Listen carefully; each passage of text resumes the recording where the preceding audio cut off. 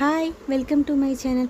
ఈరోజు సరదాగా ఏమైనా తినాలని అలా సాయంత్రం పూట బయటికి వెళ్తున్న మాకు పీవీపీ పక్కనే స్ట్రీట్లో చాలా ఫుడ్ కోర్ట్స్ ఉన్నాయి.